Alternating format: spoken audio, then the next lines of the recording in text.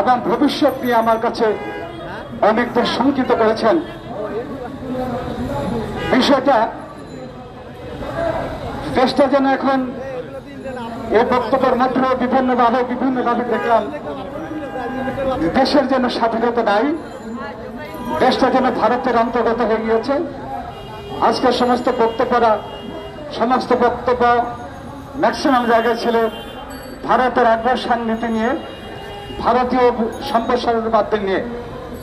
আমরা বলতে চাই, প্রধানমন্ত্রী শেখ হাসিনাকে বলতে চাই, এ বাংলাদেশ স্বাধীন হয়েছে ভারতের তাবেদারির জন্য নয়। রহমান দেশকে স্বাধীনতার ঘোষণা দিয়েছিলেন ভারতের সম্প্রসারণবাদীদের আধিপত্য বিস্তারের জন্য নয়। ভারত বাংলাদেশের স্বাধীনতা হয়েছিল দিল্লির থেকে পিন্ডির রাজত্ব করার জন্য নয়। আজকে দেশের স্বাধীনতা হুমকির সম্মুখীন, আজকে গণতন্ত্রকে নির্বাসনে নেওয়া হয়েছে, দেশের স্বাধীনতাকে অন্যের হাতে তুলে দেওয়া হয়েছে, একদলীয় শাসন ব্যবস্থা কায়েম করা হয়েছে, দেশের গণতন্ত্রকে হত্যা করা হয়েছে, বহুদলীয় গণতন্ত্রকে হত্যা করে আজকে নতুন ভাবে বাকশালের মতো করে দ্বিতীয় বাকশাল শেখ হাসিনার শাসনকে মেনে নেবে না প্রত্যাখ্যান করেছে। সেই 7 তারিখে নির্বাচনের মধ্য দিয়ে আমাদের নেতা তারেক রহমান বাংলাদেশের মানুষের কাছে আহ্বান করেছেন, আমরা কোন সংসদের মধ্য দিয়ে নয়, আমরা কোন দলপ্রগ নীতির মধ্য দিয়ে নয়, আমরা একটি সংসদের মধ্যে অতিক্রম ভাবে আমরা এই স্বৈরাচারিক সরকারকে জানিয়ে দিতে চাই, আমরা পৃথিবীর মানুষকে জানিয়ে দিতে চাই, বাংলাদেশের ওই বাংলাদেশ জাতীয়তাবাদী দল চেয়ারম্যান প্রতিষ্ঠা করেছিলেন গণতন্ত্র রক্ষা করার জন্য, জাতীয়তাবাদী দল প্রতিষ্ঠা হয়েছিল এদেশের মানুষের, এদেশের সার্বভৌমত্ব রক্ষার জন্য।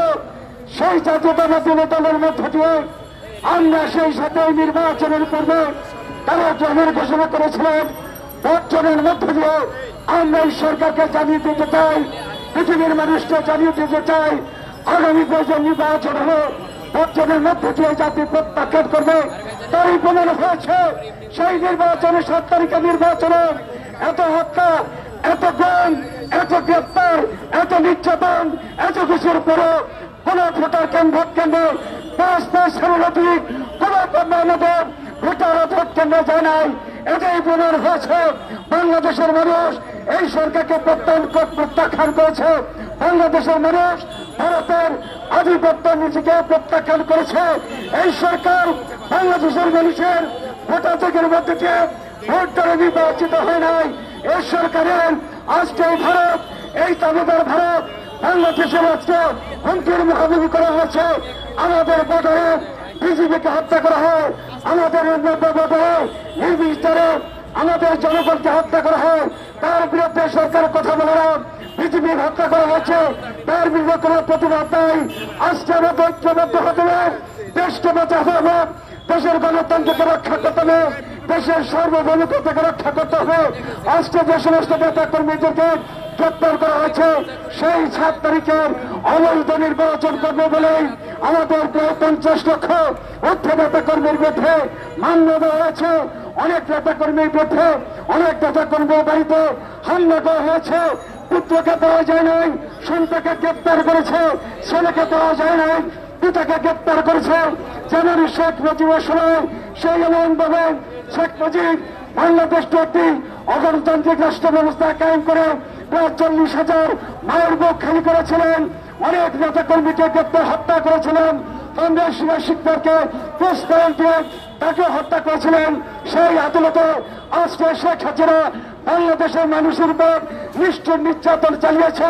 একমাত্র কারণ গণতন্ত্রকে হত্যা করে তার ক্ষমতা থাকতেই হলে আমরা বলতে চাই, প্রধানমন্ত্রী আপনি যত রকম অত্যাচার করেন, যত রকম নিষ্ঠুরাচার করেন, এই বাংলাদেশের মানুষের মধ্য থেকে আপনাকে বিতাড়িত করা হবে। গণতন্ত্রকে রক্ষা করতে হবে, গণতন্ত্রের মধ্য দিয়ে এই গণতন্ত্র প্রতিষ্ঠা হবে। শহীদ রাষ্ট্রপতি জিয়াউর রহমানের নেতৃত্বে যে দল প্রতিষ্ঠিত হবে। আপনাদের ধারা ছিল বেগম খালেদা জিয়াকে যদি গ্রেপ্তার করে গ্রেপ্তার করে তাকে সাজা দিলে এই দল ধ্বংস হয়ে যাবে। তারেক রহমানের আজকে তারেক রহমান নেতৃত্ব দিচ্ছেন, তারেক রহমান তার সেই বিদেশ পুনর্জীবন থেকে আজকে ব্যক্তিত্ব দিয়ে জাতিকে ঐক্যবদ্ধ করেছেন। সমস্ত আজকে ৬৩ দল তারেক রহমানের নেতৃত্বে ঐক্যবদ্ধ হয়েছে। আজকে আসুন আমরা তার নেতৃত্বে, তারেক রহমানের নেতৃত্বে বাংলাদেশ প্রতিষ্ঠা করব, গণতন্ত্র প্রতিষ্ঠা করব, এদেশের মাহিতি মানুষের মুক্তি অর্জন করব। আমাদের নেতা, আমাদের নেত্রীকে আমাদের মাঝে ফিরিয়ে আনবো। আমাদের মহাসচিব মির্জা আব্বাস, আমির খসরু মাহবুব সহ সমস্ত নেতৃবৃন্দকে আমরা উদ্ধার করবো। আপনাদের সবাইকে ধন্যবাদ। প্রিয় সমাবেশ, যার অপেক্ষায় আপনারা এবং আমরা দীর্ঘ সময় অপেক্ষা করছি, আমাদের প্রিয় নেতা ডাকসুর সাবেক ভিপি, নাগরিক ঐক্যের সংগ্রামী সভাপতি, আমাদের সকলের প্রিয় রাজপথ আন্দোলন সংগ্রামের অন্যতম প্রতীক জনাব মাহমুদুর রহমান মান্না ভাই আমাদের মাঝে উপস্থিত হয়েছেন। আমরা দেশ বাঁচাও মানুষ বাঁচাও আন্দোলনের পক্ষ থেকে অভিনন্দন জানাচ্ছি। এ পর্যায়ে বক্তব্য নিয়ে আসার জন্য আহ্বান জানাচ্ছি বাংলাদেশ লেবার পার্টির সংগ্রামী চেয়ারম্যান জনাব লায়ন ফারুক রহমানকে বক্তব্য দেওয়ার জন্য আহ্বান জানাচ্ছি। বিসমিল্লাহির রহমানির রহিম। আজকের এই মানববন্ধনের দেশ বাঁচাও মানুষ বাঁচাও আন্দোলনের আমাদের এই আপসের নেত্রী, তিনবারের সফল প্রধানমন্ত্রী, গণতন্ত্রের মায়ের মুক্তি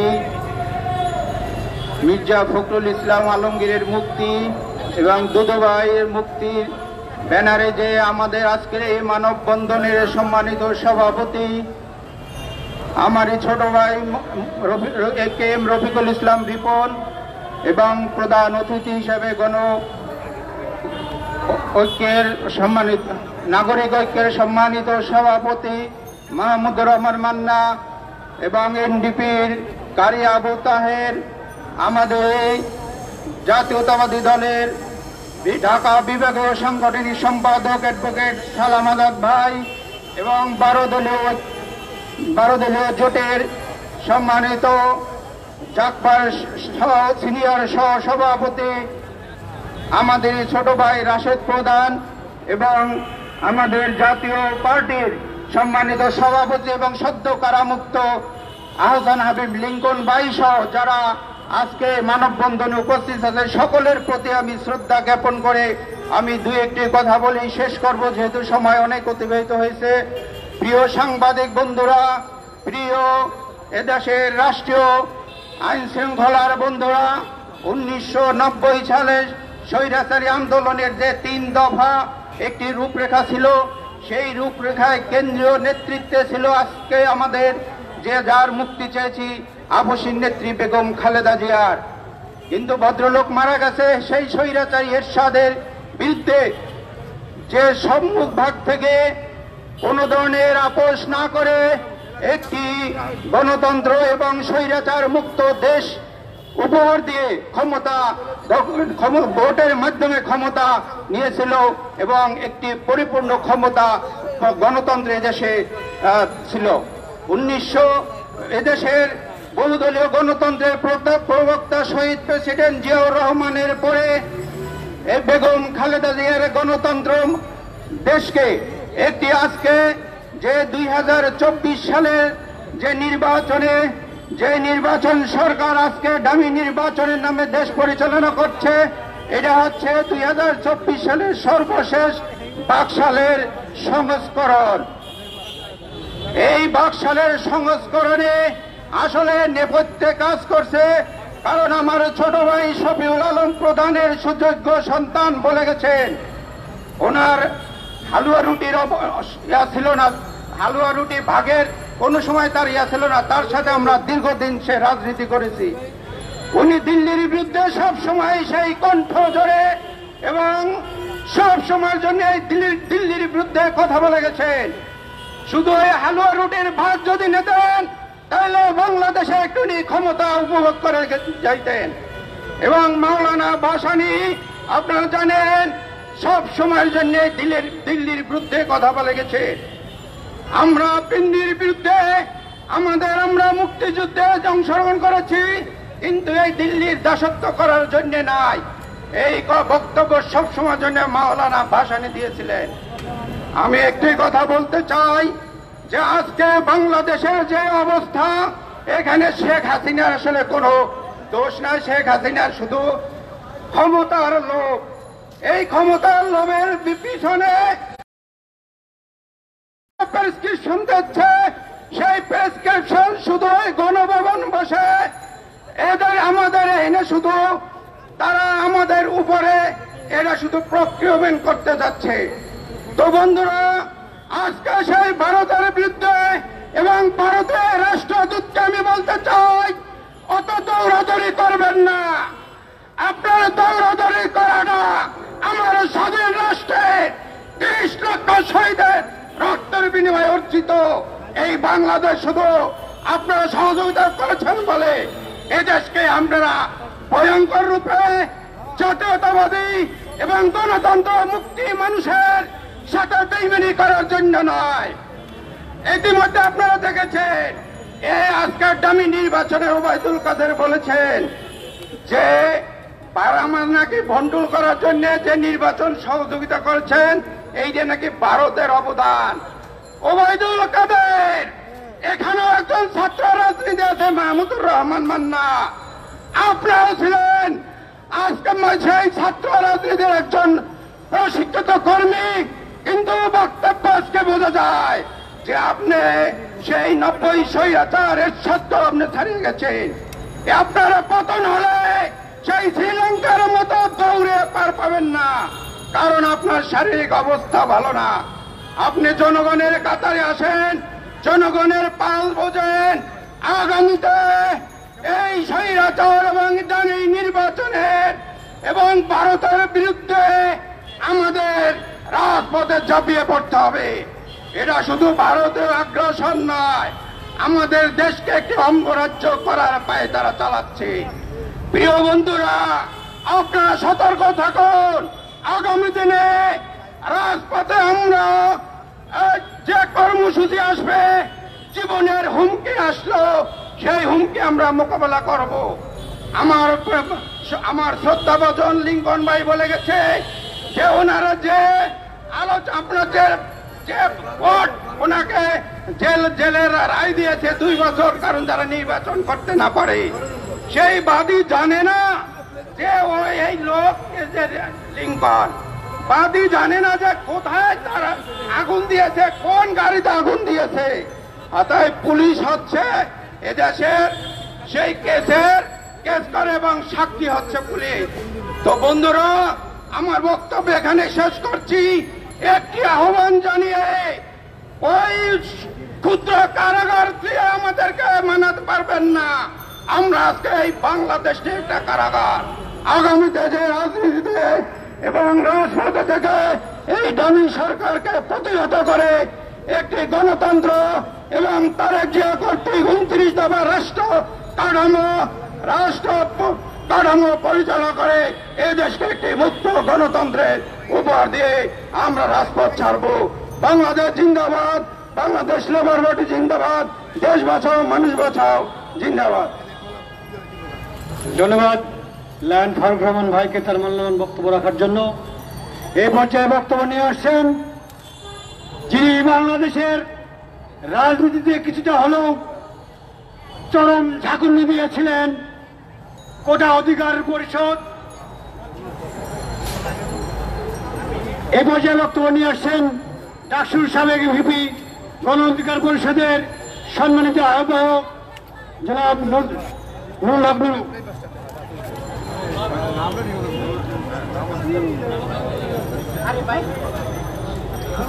উপস্থিত নেতৃবৃন্দ, সাংবাদিক ভাইরা, আসসালামু আলাইকুম। সবারই মৌলিক কথাগুলো দেখা যাবে একই মোটামুটি, যে আজকে আমরা এখানে দাঁড়িয়েছি সাবেক প্রধানমন্ত্রী বেগম খালেদা জিয়া, মির্জা ফখরুল ইসলাম আলমগীর সহ সকল রাজবন্দীর মুক্তির দাবিতে। খুব দুঃখ হয় যে আওয়ামী লীগ 15 বছর ক্ষমতায় থেকেও একটা জাতীয় ঐক্য, জাতীয় সংহতি, একটা রাজনৈতিক সম্প্রীতি তৈরি করতে পারে নাই। গায়ের জোরে সজ্জন ব্যক্তিত্ব যারা সমাজের সর্বস্তরে সম্মানিত, তাদেরকে জেলে বন্দী করে রেখেছে। অনেকেই বয়সের শেষ প্রান্তে, 70-80 কোঠায় বয়স। এই বয়সের মানুষ জেলের বাইরে থাকলেই 4-5 রকমের ওষুধ খেতে হয়, পারিবারিক সেবার প্রয়োজন হয়, কিন্তু এই মানুষগুলোকে জেলে রেখেছে। আমি ব্যক্তিগতভাবে কিন্তু বিএনপি করি না। আমরা যে 63টি রাজনৈতিক দল যারা নির্বাচন বয়কট করেছি, এটা আওয়ামী বাকশালকে হটানোর জন্য, দেশে গণতন্ত্র প্রতিষ্ঠা করার জন্য। বিএনপি কবে ক্ষমতায় যাবে, বিএনপির সাথে জোট করে আসন নিয়ে এমপি হব, মন্ত্রী হব, এই ভরসায় আমরা রাজপথে নাই। এমপি মন্ত্রী হওয়ার লোক থাকলে তো আওয়ামী লীগের নৌকা উঠতাম শাহজাহান ওমরের মতো। এখানে যে সমস্ত নেতৃবৃন্দ আছেন, সামাজিক রাজনৈতিক অবস্থান আজকের যারা সংসদে আছেন, এই অশ্রুতদের চেয়েও অনেকভাবে তারা গ্রহণযোগ্য, মানুষের কাছে সম্মানিত। কিন্তু আমরা এই হালুয়া রুটির ভাগ বাটোয়ারার এই নির্বাচনে যাই নাই, কারণ আমরা দেশের গণতন্ত্রের কফিনে শেষ পেরেকটি মারতে চাই নাই। যে কারণে আমরা বারবার আহ্বান জানিয়েছিলাম যে একটা রাজনৈতিক সমঝোতার মধ্য দিয়ে নির্বাচন হোক। কিন্তু দুঃখজনক, আওয়ামী লীগ আমাদের প্রতিবেশী রাষ্ট্র ভারতের প্রেসক্রিপশনে বাংলাদেশের একদলীয় শাসন বাকশাল কায়েম করার জন্য এই গায়ের জোরে নির্বাচন করেছে। নির্বাচন করেছে কাদেরকে দিয়ে? কসাই আজিজ, কসাই বেনজিরের মতো প্রশাসনে থাকা কিছু কসাইদেরকে ব্যবহার করে, যাদেরকে টার্গেট দিয়েছে বিরোধী দলের নেতা কর্মীদেরকে মামলা গ্রেপ্তার করে ঘর থেকে তুলে নিয়ে আসার জন্য। কসাই আজিজ এবং বেনজির সাহেবের কথা এই কারণে বললাম, অনেকে ভুলে গেছেন, ভুলবেন না, তাদেরকে স্মরণ রাখতে হবে। যদি তারা বেঁচে থাকে আর আমরা যদি বেঁচে থাকি, আইনমন্ত্রী বলেছিল সাগর রুনি হত্যাকাণ্ডের বিচার হতে যদি 50 বছর সময় লাগে অপেক্ষা করতে হবে। সাগর রুনি 48 ঘন্টার আলটিমেটাম দিয়েছিল আপনাদের প্রয়াত স্বরাষ্ট্রমন্ত্রী সাহারা খাতুন। 48 ঘন্টার আলটিমেটাম দিয়ে তিনি অনন্তকালের আলটিমেটামে চলে গেলেন। কিন্তু যারা জীবিত আছেন, সাগর রুনির ছোট্ট ছেলে আজকে খেলোয়াড়দের জার্সি ডিজাইন করে, কিন্তু তার বাবা মায়ের বিচার এখন পর্যন্ত পায় না। তো যেটা আমরা বলছিলাম যে 50 বছর যদি সাগর রুনির বিচারের, হত্যাকাণ্ডের বিচারের জন্য অপেক্ষা করতে হয়, আজিজ বেনজিরের মতো যারা জনগণের উপরে অন্যায় অত্যাচার গুম খুন চালিয়েছে, আরো 50 বছরের প্রয়োজন হলেও তাদের বিচারে এই বাংলার জমিনে হবে। আজকে গোটা দেশকে একটা বিভাজন এবং বিভক্তির মধ্যে ফেলে দিয়ে সন্ত্রাস সহিংসতাকে উস্কে দিয়েছে। নির্বাচনের নামে হানাহানি, মারামারি, কাটাকাটি আজকে গ্রাম পর্যায়ে ছড়িয়ে দিয়েছে। এখন বলছে স্থানীয় নির্বাচন দলীয় প্রতীকে করবে না, নৌকা তুলে দিবে। কেন এখন নৌকা তুলে দিচ্ছেন? আপনারা যখন স্থানীয় নির্বাচন করেন দলীয় প্রতীকে, যখনই আমরা বারবার বলেছিলাম এটা গ্রাম পর্যায়ে, ইউনিয়ন পর্যায়ে সহিংসতাকে নিয়ে যাবে। এখন তারা তুলে দিচ্ছে প্রতীক, কারণ নৌকা এখন মার্কেট পাচ্ছে না। এতটা ঘৃণিত প্রতীকে পরিণত হয়েছে যে নৌকা থাকলে মানুষ এখন ভোট কেন্দ্রে যাবে না, তাই তারা স্থানীয় নির্বাচনে নৌকার প্রতীক তুলে দিয়েছে। ঠিক একইভাবে আমরা কিন্তু বারবার বলেছিলাম বাংলাদেশের সামাজিক কাঠামো, রাষ্ট্রীয় কাঠামো, আমাদের দেশের পরিবেশে দলীয় সরকারের অধীনে সুষ্ঠু নির্বাচন সম্ভব নয়। অনতিবিলম্বে রাজনৈতিক সমঝোতার মাধ্যমে নির্বাচনকালীন নিরপেক্ষ সরকারের বিল পাস করুন, সুষ্ঠু নির্বাচন দিন। তারা গায়ের জোরে ক্ষমতা ধরে রেখেছে, তাদের জনভিত্তি নেই, সেই নির্বাচনে প্রমাণিত। র্যাব, পুলিশ, সেনাবাহিনী বলেন, সমস্ত রাষ্ট্রীয় প্রতিষ্ঠান টাকা পয়সার ছড়াছড়ি, ভারতের মন্ত্রী, অ্যাম্বাসেডর, এদেশীয় ভারতীয় দালাল, এজেন্ট, তাদের প্রচার প্রচারণা সব মিলিয়েও তারা 10% 5% সরকার। মান্না ভাই একটা কথা বলে থাকেন যে এটা একটা 420 সরকার, এখন লোকজন বলে এটা 5% সরকার। কাজে আমরা সরকারকে বলতে চাই এই 5% জনসমর্থন নিয়ে 95% গণতন্ত্রকামী জনতার নেতৃবৃন্দকে আপনারা কারাগারে আটকে রাখতে পারবেন না। আপনারা যদি কারাগারে আটকে রাখেন আপনাদের করুণ পরিণতি ডেকে নিয়ে আসবেন। খালেদা জিয়াকে মৃত্যুর দুয়ারে পাঠিয়েছেন মির্জা ফখরুল সহ, আমির খসরু মাহমুদ চৌধুরী সহ, আমাদের ছাত্র নেতা বিনিয়ামিন মোল্লা, মাওলানা মামুনুল হক, জামাতের আমির শফিকুর রহমান সহ সকল রাজবন্দীদের নিঃশর্ত মুক্তি দিতে হবে। জেলখানায় আপনারা যে অমানবিক আচরণ করছেন তাদের সাথে 16ই জানুয়ারি বিচারকদের একটি টিম গিয়েছিল জেলখানায়, সেখানে আমাদের একজন ছাত্র নেতাকে সেলে রাখা হয়েছিল, তাকে আরেক বিল্ডিং এর উপরে নিয়ে গেছে যাতে বিচারকদের সাথে কথা বলতে পারছেন না। আজকে দেশের অবস্থা দেখেন, দ্রব্যমূল্যের ঊর্ধ্বগতি পাগলা ঘোড়ার মতো ছুটছে। আরেকদিকে সিনিয়র নেতৃবৃন্দ ভালো বলতে পারবেন, মান্না ভাই নিশ্চয়ই বলবেন, আজকে তরুণ প্রজন্মকে জানতে হবে বঙ্গবন্ধুর আদর্শের স্বপ্নের সোনার বাংলা কি। আমরাও সেই সোনার বাংলা বাস্তবায়ন করতে চাই, কিন্তু বঙ্গবন্ধুর স্বপ্নের সোনার বাংলা যদি হয় গণতন্ত্র ধ্বংস করে বাকশাল, আমরা এই স্বপ্নের সোনার বাংলা বাস্তবায়ন করতে চাই না। বঙ্গবন্ধুর স্বপ্নের সোনার বাংলা যদি হয় 4টি পছন্দের পত্রিকা রেখে সমস্ত পত্রিকা বন্ধ করে দেওয়া, আমরা এই স্বপ্নের সোনার বাংলা চাই না। বঙ্গবন্ধুর স্বপ্নের সোনার বাংলা যদি হয় মা বোনদেরকে তুলে নিয়ে গণধর্ষণ করা, আমরা এই স্বপ্নের সোনার বাংলা চাই না। আপনারা প্রমাণ করেছেন, আপনারা বঙ্গবন্ধুর স্বপ্নের সোনার বাংলা বলতে এটাই বুঝান। চিন্তা করতে পারেন বিশ্ববিদ্যালয়ের ছাত্ররা একটা বিশ্ববিদ্যালয়ের হলে একজন নারীর স্বামীকে আটকে রেখে পাশের জঙ্গলে নিয়ে ধর্ষণ করে। এই কথাটা আসে কিভাবে যে ঢাকা বিশ্ববিদ্যালয়ের একটা হলে আমি ছাত্রলীগের নেতা, আমার যা ইচ্ছা তাই করব, কিন্তু তারা করতেছে তো, তাদেরকে বাধা দেওয়ার কেউ আছে? আমরা রিসেন্ট পড়াশোনা শেষ করে এসেছি, আমরা তো দেখেছি হলের হাউস টিউটার, প্রভোস্ট, শিক্ষক, কার্যত কারো ছাত্রলীগের নেতাকেও সালাম দিতে, মানে এরকম একটা পরিবেশ।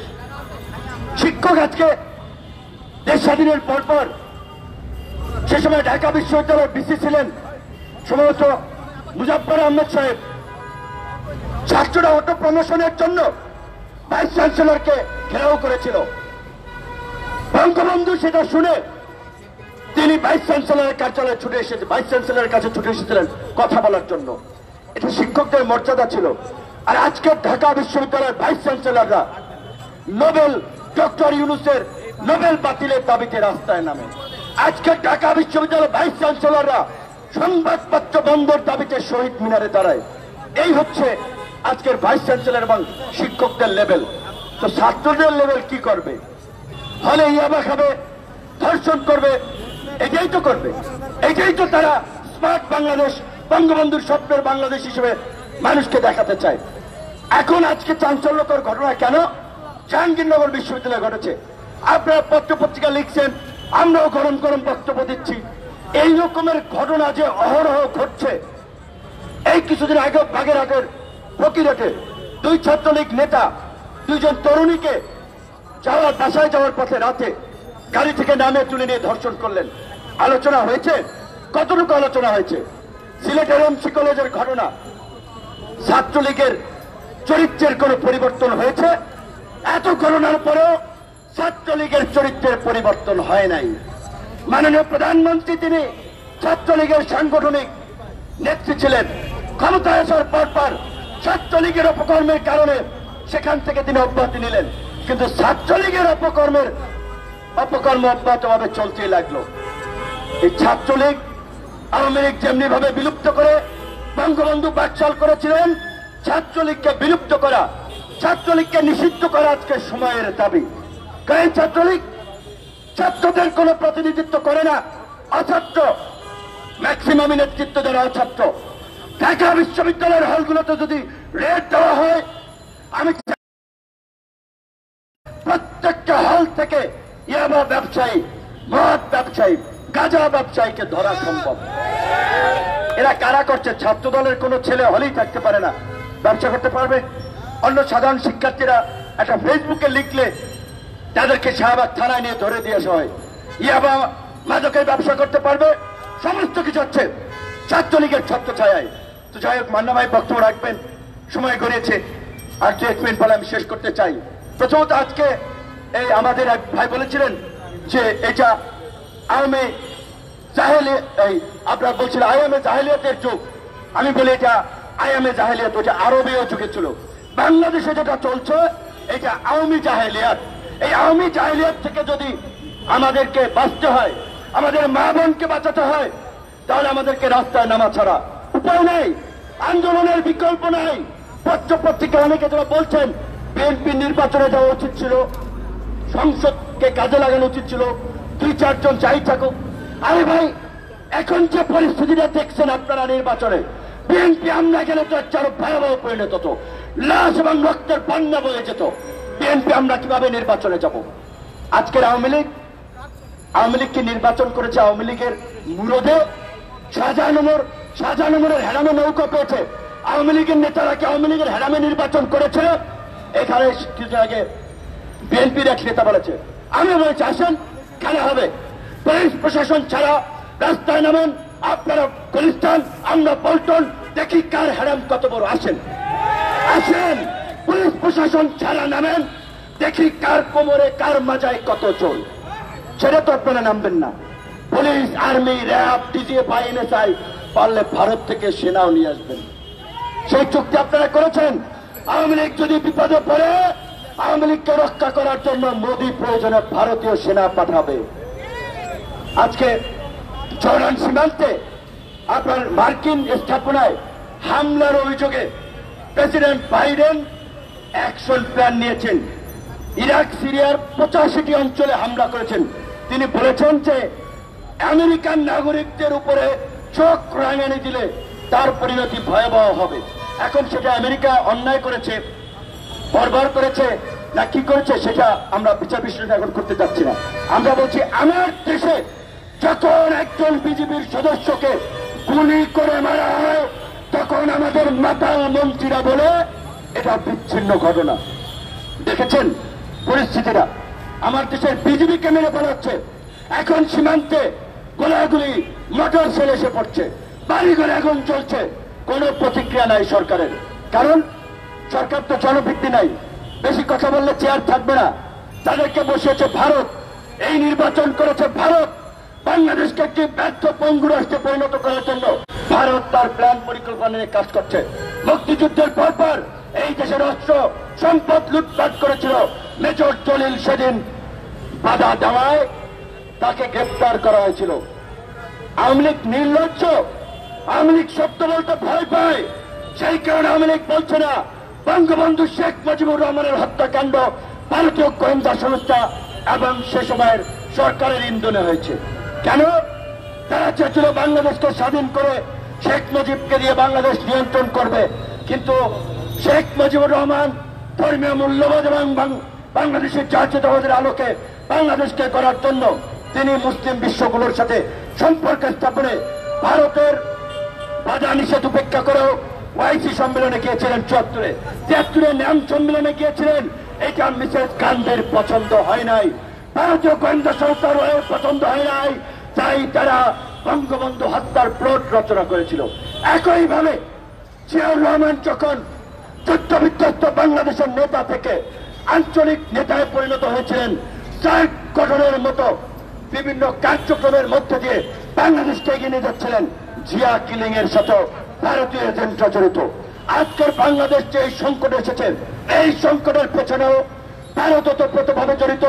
14 সালে সুষমা স্বরাজরা এইখানে এসে কিভাবে জাতীয় পার্টিকে নির্বাচনে নিয়ে গেছিল, আর্মিতে ম্যানিপুলেট করেছে, প্রিজন ম্যানিপুলেট করেছে, আজিজ কসাই বেরোজিদের মতো লোককে দিয়ে প্রশাসনকে ভারতের এজেন্ট ঢুকিয়ে প্রশাসন নিয়ন্ত্রণ নিয়েছে। আজকে রাষ্ট্রযন্ত্র নিয়ন্ত্রণ করছে। একটা কথা বলতে চাই, কথা বলা খুব বিপজ্জনক। ইলিয়াস আলীর মতো যদি খুন হতে হয়, সাইফির মতো যদি ফাঁসিতেও ঝুলতে হয়, তারপরেও একজন দেশপ্রেমিক নাগরিক হিসেবে, একজন বাংলাদেশপন্থী নাগরিক হিসেবে ভারতীয় তামিলনাড়ু আধিপত্যবাদের বিরুদ্ধে মাথা যতদিন গাড়ে থাকবে ততদিন উঁচু করে কথা বলে যাব। সালাউদ্দিন কাদের চৌধুরী এবং সালমান এফ রহমান আপনারা জানেন কাজিন আত্মীয়, তার ফাঁসি যেন না হয়। সালমান এফ রহমান সহ তারা প্রধানমন্ত্রীর সাথে কথা বলেছিলেন, প্রধানমন্ত্রী বলেছিলেন কয়েকদিন পরে বের হয়ে যাবে, কিন্তু ভারতের প্রেসক্রিপশন ছিল বের হওয়া যাবে না, জামাত সহ সবগুলোকে ফাঁসিতে লটকাতে হবে বিরোধী দলকে সাইজ করার জন্য। যুদ্ধাপরাধের বিচার আমরা চাই, আমরা চেয়েছিলাম, কিন্তু যেটা হয়েছে সেটা একেবারে ইন্ডিয়ান প্রেসক্রিপশনে। তো এই জন্য বললাম, শেখ হাসিনা চেয়েছিলেন ফাঁসি হবে না কারো, কিন্তু সেইটা তিনি পারেন নাই, কারণ শেখ হাসিনার নাটাই এখানে নাই, নাটাই দিল্লিতে। তো কাজে আজকে দিল্লির আগ্রাসন এবং আধিপত্যবাদের বিরুদ্ধে আজকে আমাদের যে লড়াই চলছে, সেই লড়াইকে তারা আমলায় ছড়িয়ে দিতে হবে। ভারত খেলা আন্দোলনের মাধ্যমে বাংলাদেশকে রক্ষা করতে হবে, ভারতীয় আধিপত্যবাদকে রুখে দিতে হবে। আপনাদেরকে বিনয়ের সাথে অনুরোধ করবো, চার চার জায়গা থেকে ভারতীয় পণ্য বয়কটের জন্য প্রচারণা চালান। আমরা কেন পেঁয়াজ, রসুন, কাঁচামরিচ আনতে যাব ভারত থেকে? এই দেশের মানুষ আমরা কি এত অপদার্থ? আমরা কি এত অক্ষম? পেঁয়াজ উৎপাদনের জন্য আমাদেরকে ভারতে যেতে হবে? কিন্তু আমাদেরকে রাষ্ট্রীয় পলিসি দিয়ে দাবিয়ে রাখা হয়েছে। আপনারা ভারতীয় পণ্য বয়কটের আন্দোলনকে পাড়া মহল্লায় ছড়িয়ে দিন। ভারতীয় শাসকদেরকে আমরা মেসেজ দিতে চাই, তোমরা এই 5% দাবিদারদের পক্ষ নিয়ে 95% জনগণের যে বিরুদ্ধে দাঁড়াচ্ছ, তার পরিণতি মালদ্বীপের মতো বাংলাদেশেও দেখতে। এ পর্যায়ে বক্তব্য রাখবেন দেশ বাঁচাও মানুষ বাঁচাও আন্দোলনের সভাপতি জনাব কে এম রফিকুল ইসলাম রিপন। বিসমিল্লাহির রহমানির রহিম। প্রিয় সমাবেশ, আপনারা ভালো নেই আমরা জানি। এখানে যারা সাংবাদিক বন্ধুরা আছেন, আপনারা কি সাগর রুনির বিচার চান? আপনারা কি হেফাজত ইসলামের বিচার চান? আপনারা কি 57 জন সেনাবাহিনীকে হত্যা করা হয়েছে সেই বিচার চান? যদি বিচার চান তাহলে আমাদের স্লোগান দিতে হবে, রুশ ভারতের দালালেরা, রুশ ভারতের দালালেরা, দিল্লি না ঢাকা, দিল্লি না ঢাকা। বন্ধুরা, আমাদের এই স্লোগানে ধাবিত হতে হবে। ভারতীয় আগ্রাসন যদি আমরা প্রতিরোধ করতে না পারি তাহলে কোনো কিছুর বিচার হবে না, এটাই হলো বাস্তবতা। এ পর্যায়ে বক্তব্য নিয়ে আসবেন আমাদের সকলের প্রিয় আজকের প্রধান অতিথি, গণমানুষের নেতা, নাগরিক ঐক্যের সংগ্রামী সভাপতি মাহমুদুর রহমান মান্না ভাই। কিন্তু মান্না ভাই বক্তব্য দেওয়ার আগে আয়েশা নবী লিঙ্কন ভাইকে আমি আসতে বলছি এবং তরিকুল ইসলাম ভাইকে, তারা কারাগার থেকে বেরিয়েছে। মান্না ভাই একটি ফুল দিয়ে বরণ করে নেবেন। ভাই আসেন।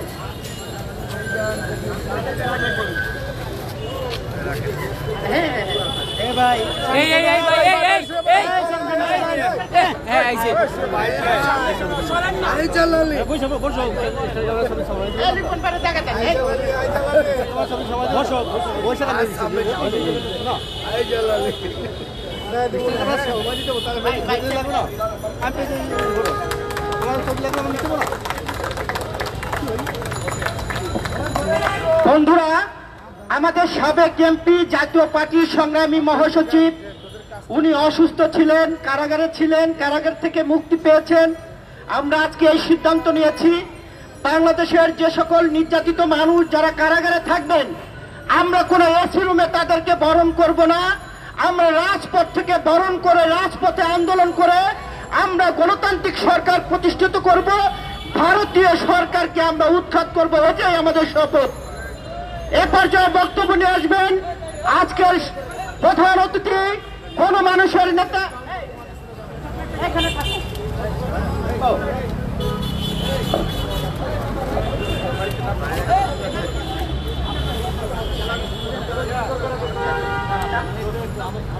আমাদের সাবেক উপজেলা চেয়ারম্যান, ইউনিয়ন চেয়ারম্যান, সুনামগঞ্জ জেলা বিএনপির উপদেষ্টা রফিকুল ইসলামকে মান্না ভাই ফুল দিয়ে বরণ করছেন। এভাবে আমরা রাজপথের বন্ধুদেরকে ফুল দিয়ে বরণ করব। এ পর্যায়ে বক্তব্য নিয়ে আসবেন আমাদের সকলের প্রিয় ডাকসুর সাবেক ভিপি, নাগরিক ঐক্যের সংগ্রামী সভাপতি জনাব মাহমুদুর রহমান মান্না ভাইকে তার বক্তব্য দেওয়ার জন্য আহ্বান জানাচ্ছি।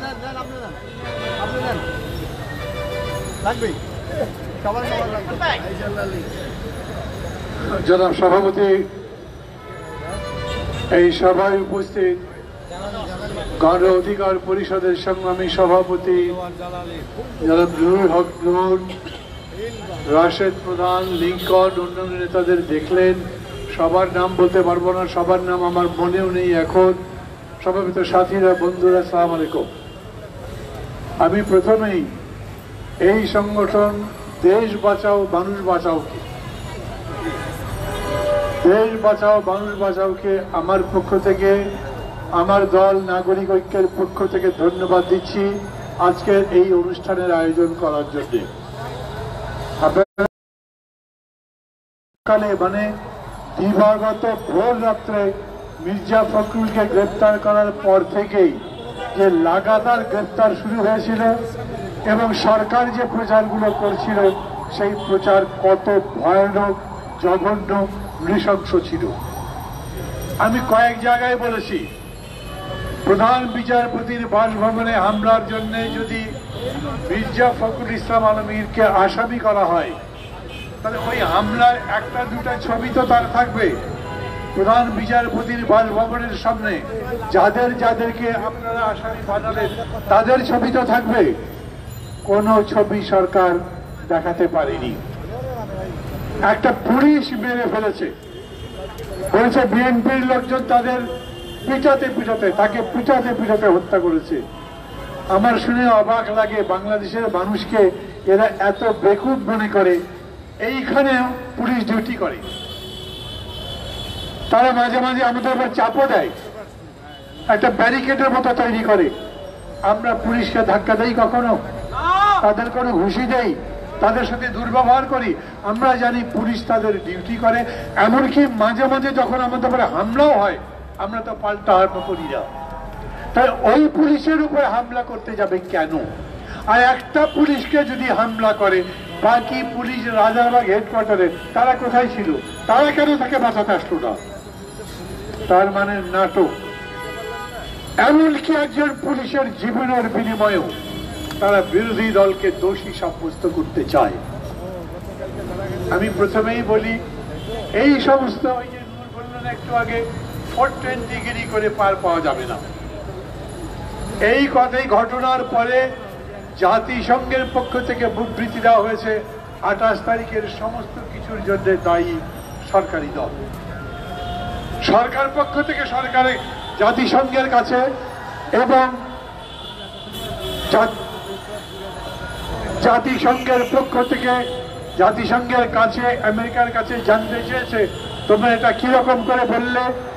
ওরা বলেছেন আমাদের স্যাটেলাইট ক্যামেরা আছে, আকাশের উপর থেকে বাংলাদেশের আনাচে কানাচের ছবি তুলতে পারি, এই ছবি আমাদের কাছে আছে।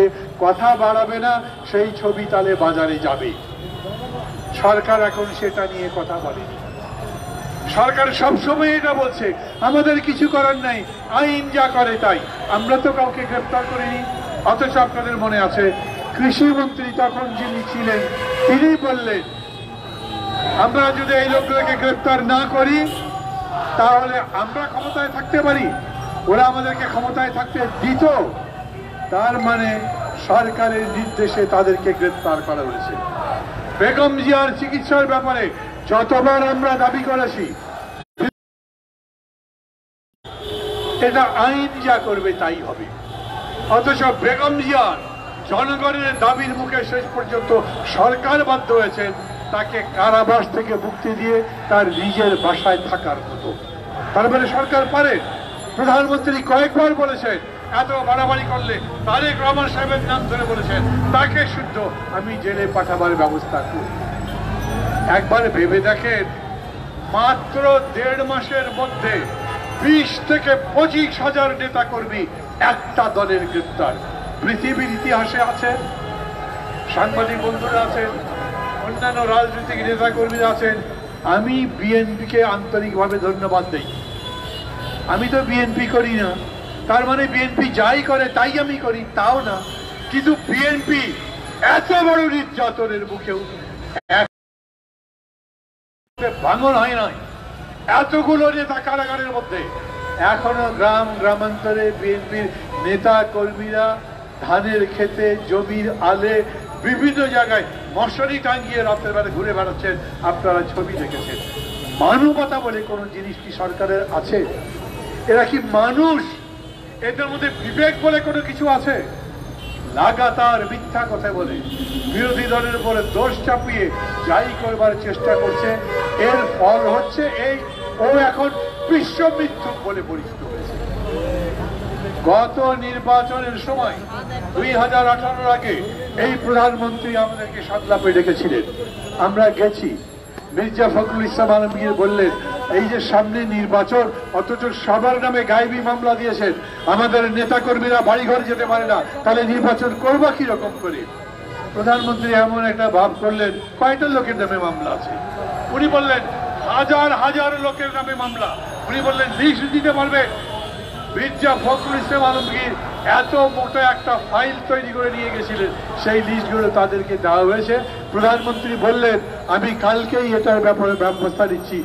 আজ পর্যন্ত সেই মানুষগুলোর নামে গায়েবী মামলা ওঠে নাই, বরঞ্চ নতুন করে মামলার পর মামলা দিয়ে কত মানুষকে গ্রেপ্তার করা হচ্ছে সেটা আপনারা দেখছেন। আল্লাহ আছেন, বেগম জিয়াকে বোধহয় তারা মেরে ফেলতে চেয়েছিল, চিকিৎসাই তো করে নাই, বিদেশ যেতে দেয় নাই, কিন্তু বেগম জিয়া মোটামুটি ভাবে সুস্থ হয়ে এখন আবার ঘরে ফিরে যেতে পেরেছে। লাগাতার জেল খাটছেন কেন? তার নামে অর্থ আত্মসাতের মামলা। কত টাকা আত্মসাৎ করেছেন?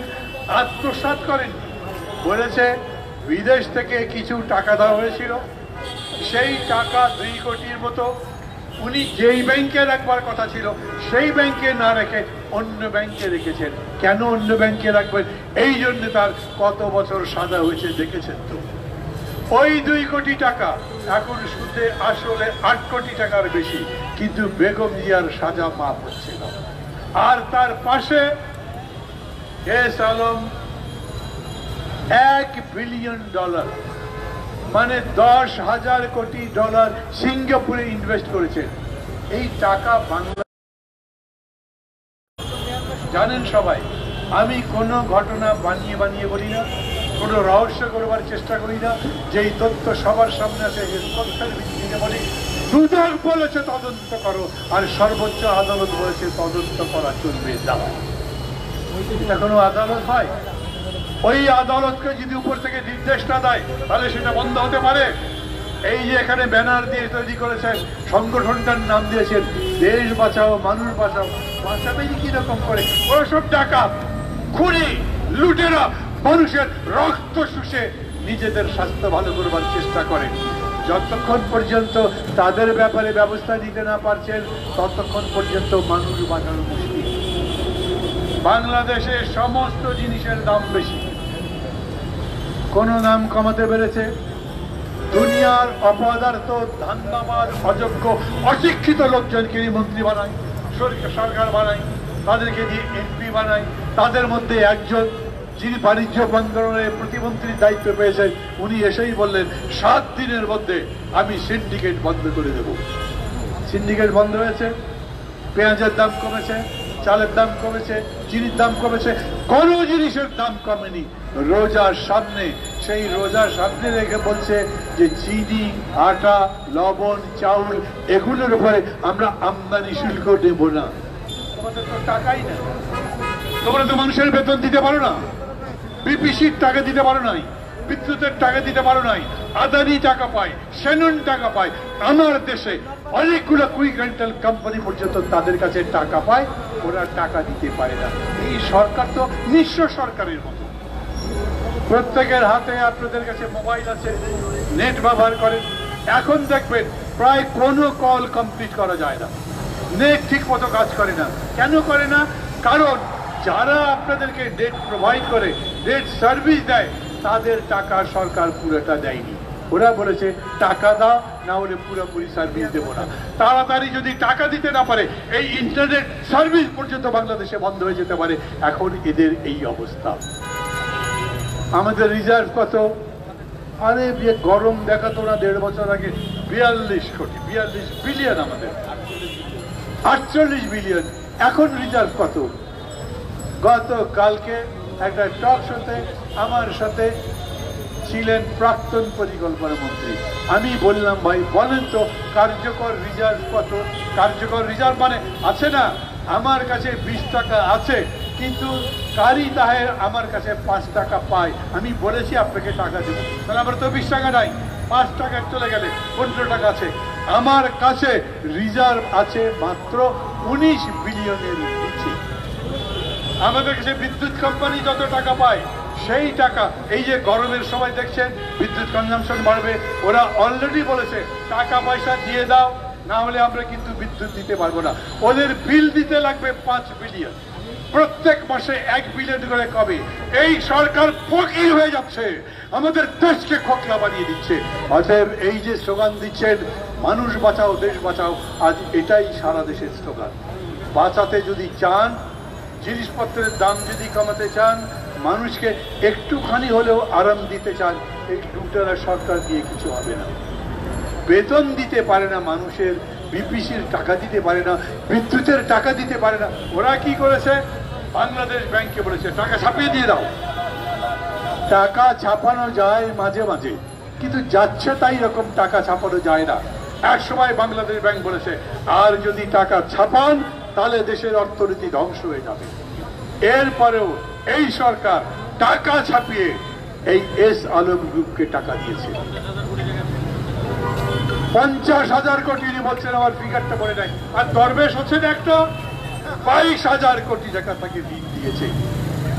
ওই লোক ব্যাংকের টাকা দেয় না, মানুষের টাকা দেয় না, দুনিয়ার লুটেরাদের নিয়ে এই সরকার।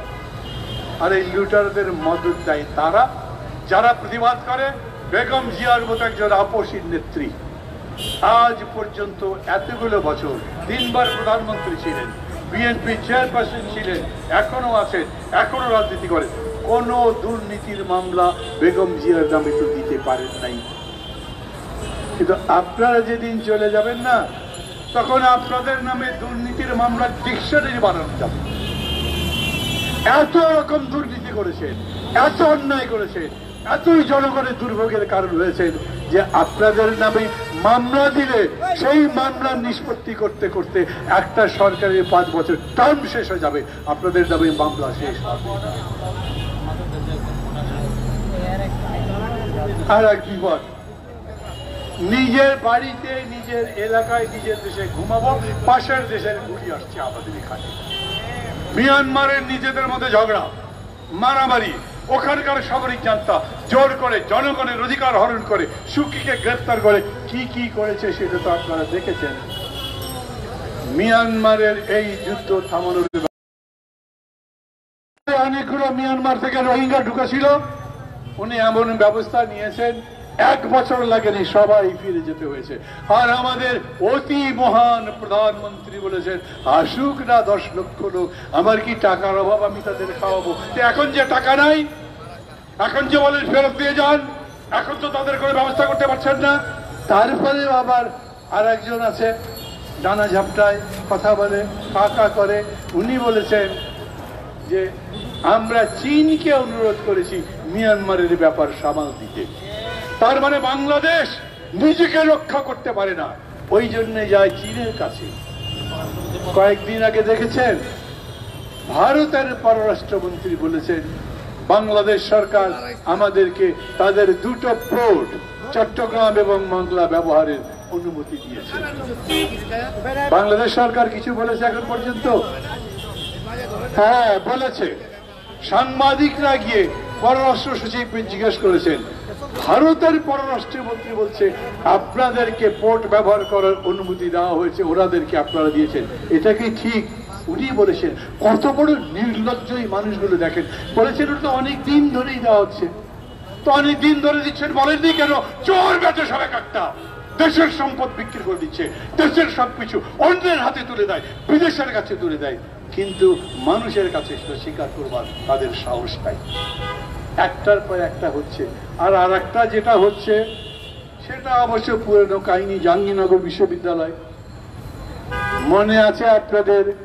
এর আগে ওইখানে এক ছাত্র ছিল মানিক নাম, ধর্ষণে সেঞ্চুরি করেছিল, তার আবার একটা উৎসব করেছিল।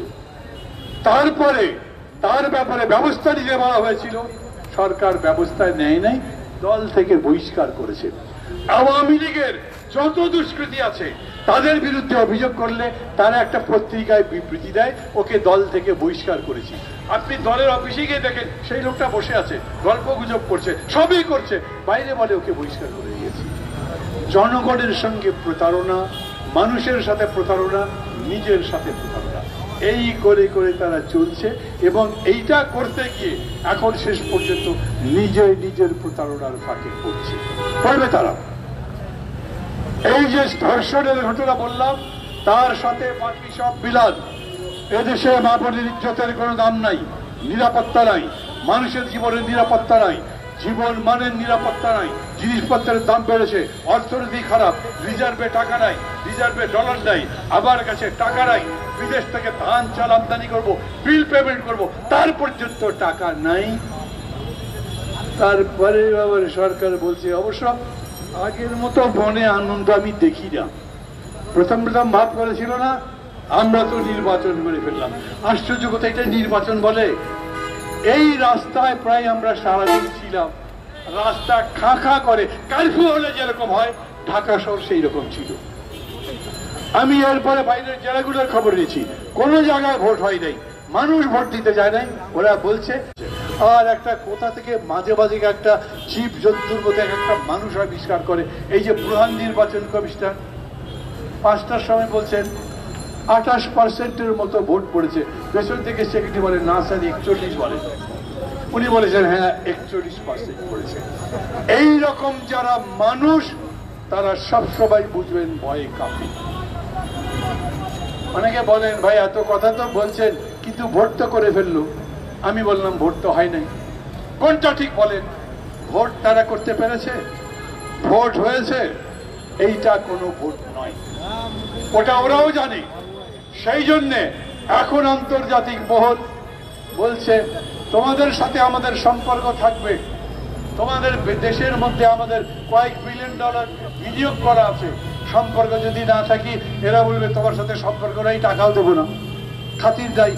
অতএব সরকারে রাষ্ট্রে সম্পর্ক রাখবে। বাইডেন সাহেব চিঠি লিখেছেন, অত গুলগুলা ভাবার দরকার নাই। ও বলেছে তোমাকে এশিয়া প্যাসিফিকের সঙ্গে যুক্ত করে আমরা সম্পর্ক রাখতে চাই।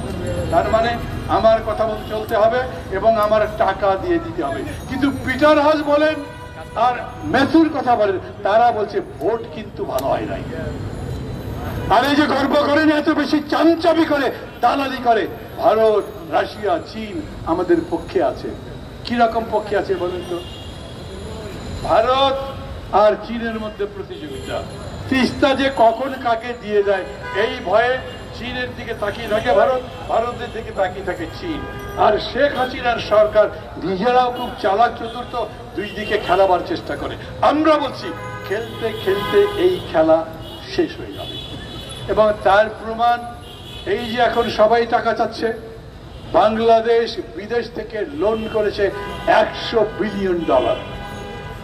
কত টাকা হিসাব করতে পারেন? ক্যালকুলেটর বেড়ে গুনতে 5 মিনিট লাগবে। এই টাকা শোধ করতে পারবে কতদিনে? শোধ দেওয়ার সময় হয়ে গেছে। এখন সবাই টাকা চাচ্ছে। আমেরিকা ইউরোপও তো চাপ দেয় নাই, কিন্তু চীন রাশিয়া বলেছে তোমার সাথে দোস্তি বন্ধুত্বে যাই থাকে টাকা দাও। পেপারে এসেছে, আমি বানাচ্ছি না। ওরা টাকা চায়। মনে আছে আপনাদের, আজ থেকে 7 বছর আগে চীনের প্রেসিডেন্ট আমাদের দেশে বেড়াতে আসছিলেন, কাজ করতে আসছিলেন, তখন তিনি $20 বিলিয়ন দিতে চেয়েছেন। 7 বছরে কত দিয়েছেন? $4 বিলিয়ন। এরপরেও অনেক জায়গা থেকে, আমেরিকা বলেন, জাপান বলেন, সব জায়গা থেকে লাগে। এই সরকারের এখন কোনো বন্ধু নাই। আমি আপনাদের সবার জন্য এই কথা বলে শেষ করতে চাই, হতাশ হবার মতো কিছু দেখি না। হতাশ ওরা হবে, ওরা ভোট করে হতাশ কারণ মানুষ ভোট দেয়নি, ওরা ভোট করে হতাশ কারণ এই ভোট দুনিয়ার কেউ স্বীকার করে, ওরা ভোট করে হতাশ কারণ পুলিশ বুঝেছে, ব্যুরোক্রেসি বুঝেছে, পার্টি বুঝেছে এই ভোট নয়। এই ভোট করবার পরে জোট ভেঙেছে, এই ভোট করবার পরে নিজের দলের মধ্যে আম জাম ডাব গাছ সব এক, যেটা নৌকা সেটাই ইগোর, সেটাই আবার ট্রাক। দল আছে আর ডেকে নিজেদের কাছে বলছেন ঘরের ছেলে ঘরে ফিরে এসছো, আমার কাছে তোমরা ডান হাত আর বাম হাত। আসলে আমার তো অজুহাত, ভোটের নামে এই অজুহাত তৈরি করছি, এটা কোনো সংসদ নয়। সংসদের বিরোধী দলের নেতা বলছেন এই সংসদ কোনো কাজ করতে পারবে তা আমি বিশ্বাস করি না। অতএব হতাশা তাদের, হতাশা আমাদের নয়। আমাদের একটাই বিষয় আছে, আমাদের মানুষ আমাদের কাছে বলছে আমরা, আপনারা বলেছেন আমরা ভোট দিতে যাইনি। মাঝে মাঝে বলে না জনগণ তো তাদের সাথে নাই, তো জনগণ আর কিরকম করে থাকবে? রাস্তায় বেরোলে গুলি করে মারো, বাড়িতে বাড়িতে তল্লাশি করো, গ্রেপ্তার করো। নিরীহ জনগণ তো লাঠিসোঁটা বন্দুক নিয়ে পুলিশের বিরুদ্ধে দাঁড়াবে না। নিরীহ জনগণ তাদের সর্বাত্মক সমর্থন এবং অংশগ্রহণ দিয়েছে। আমরা এখন মানুষকে বলছি সাহস করে রাজপথে মিছিলে আসে। দিন দেখবেন এই ঢাকা নগর মিছিলে মিছিলে ছয়লা হয়ে যাবে, তখন আওয়ামী লীগের লোকজন খুঁজে পাবেন না। খুব বেশি দিন নাই, আমরা সেই লড়াই চালাচ্ছি। আমাদের মধ্যে ওই নিয়ে কোনো হতাশা নাই। 7 জানুয়ারি তারা কোনো ভোট করতে পারে নাই। 7 জানুয়ারিতে সরকারের পক্ষের কোনো অবস্থার পরিবর্তন হয়নি, বরঞ্চ অবস্থা আরো খারাপ হয়েছে। আমাদের অবস্থা ভালো হয়েছে কারণ আমরা জেনেছি 95% মানুষ আমাদের মুখে আছে, তারা লড়াই করবে, লড়াই করছে। আগামী দিনে সেই লড়াই সংগঠিত করে আমরা সামনের দিকে যাব, আমরা জয়যুক্ত হব। আপনাদের সবাইকে আমাদের সাথে চাই এই প্রত্যাশায় আমার কথা বলা শেষ করলাম। খোদা হাফেজ।